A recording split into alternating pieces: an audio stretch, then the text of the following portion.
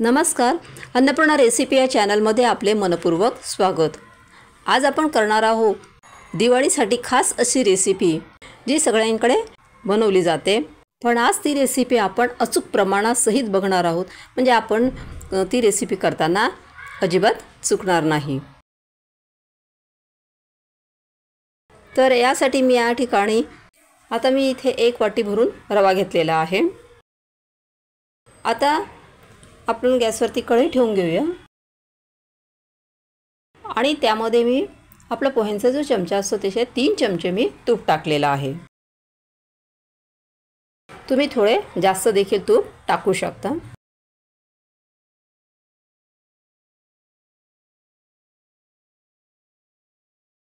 आणि त्यानंतर मी त्यामध्ये 2 चमचे चणा डाळीचं पीठ टाकलेलं आहे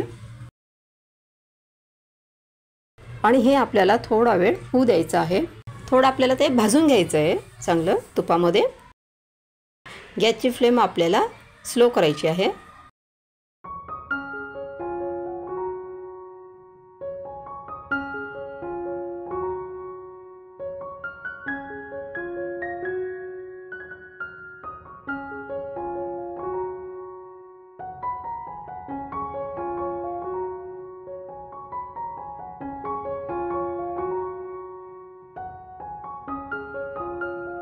त्यानंतर आपण 1 वाटी भरून रवा घेतलेला होता, तो रवा देखील आता त्याच्यामध्ये टाकायचा आहे कढईमध्ये आणि तो देखील आपल्याला भाजून घ्यायचा आहे। रवा जर जास्त जुना असेल आणि जास्त फुलत असेल तर तुम्ही थोडं जास्त तूप त्यामध्ये टाकू शकता।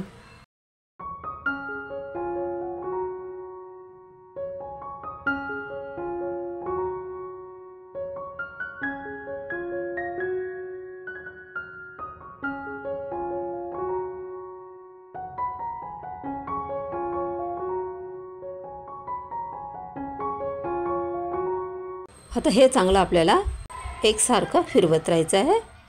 आपण डाळीचं पीठ टाकल्यामुळे त्याला चांगलं टेक्स्चर येतं। जो पदार्थ आपण करणार आहे, म्हणजे आपण तुम्हाला मी सुरुवातीला दाखवलेले की आपण बर्फी करणार आहोत। रवा आपल्याला चांगला भाजून घ्यायचा आहे, पण तो रवा आपल्याला त्याचा कलर पण चेंज व्हायला नको, तर आपल्याला ती जी बर्फी आहे ती पांढरीच यायला पाहिजे।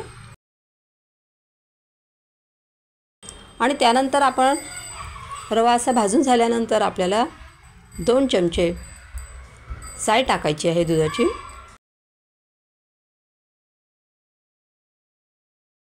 आणि त्यानंतर आपल्याला पुन्हा हे चांगले मिक्स करत राहायचे।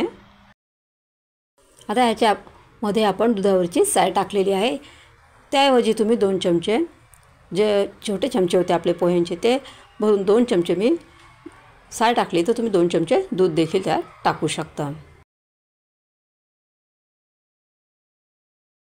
आता ह्या रव्याचा कलर पण आपला चेंज नको व्हायला, तसेच तो कच्चाही नको राहायला, अशा पद्धतीने आपल्याला ते मिश्रण मिक्स करत राहायचं आहे। आता इथे आपला रवा चांगला भाजून झालेला आहे। आता त्यामध्ये आपल्याला 2 चमचे मिल्क पावडर टाकायची आहे। जे पोह्यांचे चमचे असतात ना आपले, तेच 2 चमचे भरून मी मिल्क पावडर टाकलेली आहे आणि फक्त 1 सेकंद ते हलवायचं आहे, आपल्याला मिक्स करून घ्यायचं आणि नंतर आपल्याला लगेच गॅसची फ्लेम बंद करायची आहे।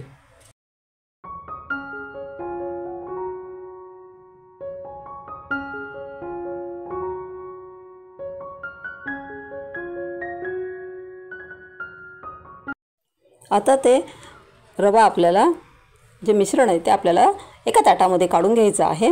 त्यानंतर आपल्याला पुन्हा कढई ठेवायची आहे गॅसवरती आणि त्याच्यामध्ये आपल्याला जे वाटी भरून आपण रवा घेतलेला होता त्याच वाटीने आपल्याला पाणी मोजून घ्यायचं आहे। अर्धीच वाटी आपल्याला पाणी त्यात टाकायचं आहे आणि 1 वाटी साखर टाकायची आहे। 1 वाटी रवा होता तर 1च वाटी आपल्याला साखर टाकायची आहे। साखरेचं आणि रव्याचं प्रमाण जे आहे ते सारखं आहे।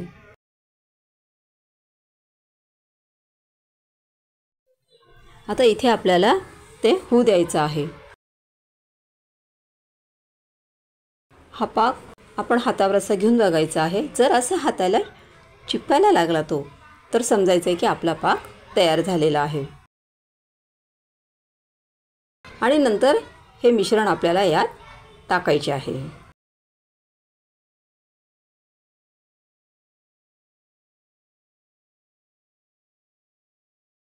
आणि नंतर हे आपल्याला कंटिन्यू मिश्रण हलवत राहायचे आहे।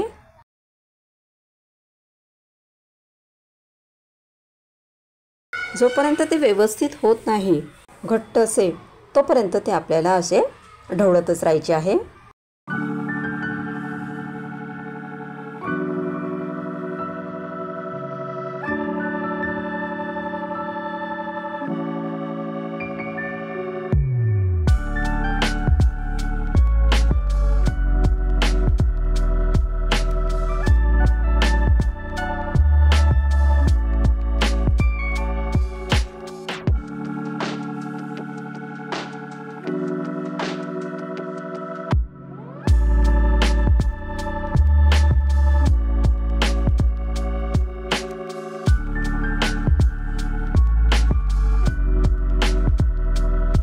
जेव्हा हे मिश्रण आपलं कढईपासून असं चिटकणार नाही कढईला, तेव्हा आपण ते झालेलं आहे असे समजायचे।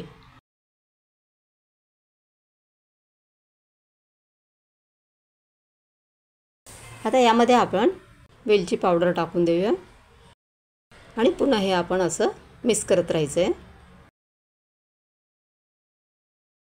आता आपण हे तुम्ही बघू शकताय की ते कढईपासून मिश्रण सुटायला लागलेले आहे।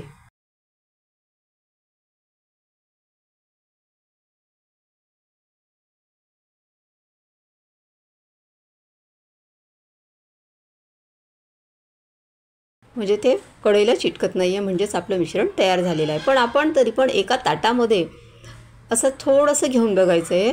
थोडंसं थंड झाल्यानंतर ताटामध्ये थोडंसं घेतल्यानंतर ते थंड झाल्यानंतर त्याचा असा गोळा करून बघायचा आहे। जर त्याचा गोळा तयार झाला तर समजायचं की आपलं मिश्रण तयार झालेलं आहे आणि ते पटकन आपल्याला ताटामध्ये एखाद्या डिशमध्ये टाकायचं आहे। पण त्या डिशला आधी आपण तूप लावून घ्यायचं आणि मग ते मिश्रण टाकायचं त्याच्यावर। गरम गरमच पटकन टाकायचं आहे आपल्याला ते आणि पसरवून घ्यायचं आहे ते छान पटकन। नंतर त्याच्यावर ओले मिश्रण असतानाच त्याच्यावर आपल्याला ड्रायफ्रूट्स वगैरे असेल ते टाकून द्यायचे आणि थोडेसे असे हाताने दाबून द्यायचे ते, म्हणजे ते त्याला व्यवस्थित चिपकतील। आणि आता इथे तुम्ही बघू शकता की हे मिश्रण थोडंच थंड होऊ दिलेलं आहे, मी पूर्ण थंड होऊ दिलेलं नाही आहे। आधी त्याचे आपण असे काप करून घ्यायचे आहेत।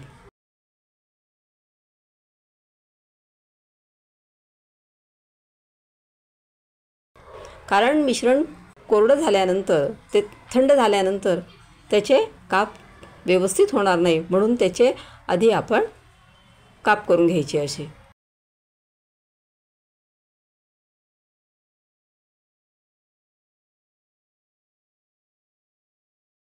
थोडंसं असं गरम असेल तेव्हाच आपण याचे अशा चिरा पाडून घेतल्या तर त्या एकदम छान पडतात। आणि नंतर अजून थोडा वेळ ते आपल्याला छान थंड होऊ द्यायचे आहेत। आता हे मिश्रण आपल्याला जेव्हा आपण ताटामध्ये टाकतो त्यावेळेला जर आपण ते आपण उलथीने असं पसरवत असतो, ते ज्या वेळेला पसरत नसेल तर आपण काय करायचं, हाताला तूप लावायचं आणि पटकन असं थापायचं आहे त्याला, कारण ते कोरडं व्हायला नको म्हणून पटकन थापून द्यायचं आहे त्याला। हाताने जरी थापलं तरी चालेल। आपण जी बर्फी करत असतो त्या बर्फीला अतिशय अचूक असं प्रमाण लागत असतं, तरच ती व्यवस्थित होत असते, नाहीतर ती बिघडण्याची शक्यता असते। तर मी जे प्रमाण सांगितलं त्या प्रमाणानुसार जर तुम्ही केली तर तुमची जी बर्फी आहे ती व्यवस्थित तयार होईल। आता ती पूर्णपणे थंड झाल्यानंतर आपल्याला ते बर्फीचे काप काढून घ्यायचे आहेत। तुम्ही इथे स्क्वेअर शेपमध्ये देखील करू शकता। आता मी इथे डायमंड शेपमध्ये कापलेले आहे। आता इथे तुम्ही बघू शकता किती मुलायम झालेली आहे मधून। मी इथे तुम्हाला त्याचे 2 भाग देखील करून दाखवले आहेत। माझी रेसिपी जर तुम्हाला आवडली असेल तर ह्या व्हिडिओला लाईक करा, शेअर करा आणि चॅनलला सबस्क्राईब करा। थँक्यू।